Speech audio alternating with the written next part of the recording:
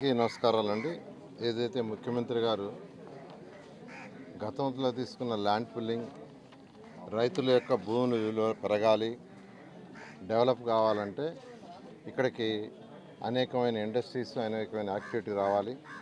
అవి రావాలంటే ఒక ఇంటర్నేషనల్ స్పోర్ట్స్ సిటీని డెవలప్ చేయమని, అదేవిధంగా ఒక ఇంటర్నేషనల్ ఎయిర్పోర్ట్ని, అదేవిధంగా స్మార్ట్ ఇండస్ట్రీస్ అంటే పొల్యూషన్ లేని ఇండస్ట్రీస్ వస్తేనే అనేక మందికి ఉద్యోగాలు వస్తాయి.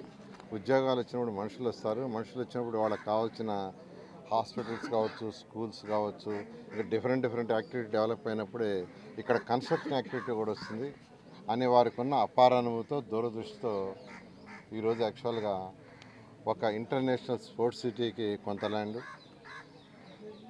అదేవిధంగా ఇంటర్నేషనల్ ఎయిర్పోర్ట్కి, అదేవిధంగా స్మార్ట్ సిటీకి చేయమంటే 16,666 ఎకరాలు యాక్చువల్గా మనం ఈరోజు 7 గ్రామాల్లో తీసుకోవడానికి నిర్ణయించుకొని క్యాబినెట్లో అప్రూవ్ చేయడం జరిగింది.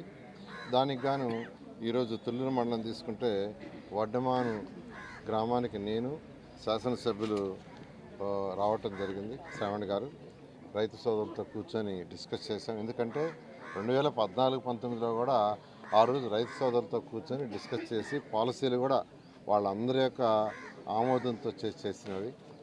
అదేవిధంగా ఇక్కడ కూడా ఒకసారి వచ్చి కూర్చొని డిస్కస్ చేస్తామనే ఉద్దేశంతో ఈరోజు వచ్చి డిస్కస్ చేస్తాం. వాళ్ళు అనేక విషయాలు తెలిపారు.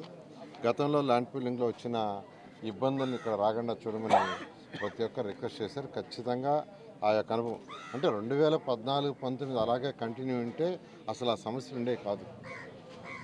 ప్రభుత్వం మారటం వల్ల గత ప్రభుత్వం కోర్టుకు పోయి అనేక కేసులు వేయటం, ఆ కోర్టులలో హెల్డప్ అవటం వల్ల అవన్నీ ఇప్పుడు ఏదైతే ల్యాండ్ అక్విజిషన్ అక్కడ చేయడానికి ఇబ్బంది ఉందో ఆ కేసులు మొన్న విత్డ్రా అయినాయి, నిన్నగాక మొన్న, జస్ట్ 3 days బ్యాక్. ఆ విధంగా ఇవన్నీ విత్డ్రా చేసుకుంటూ 1 by 1 చేసుకుంటూ వస్తున్నాం.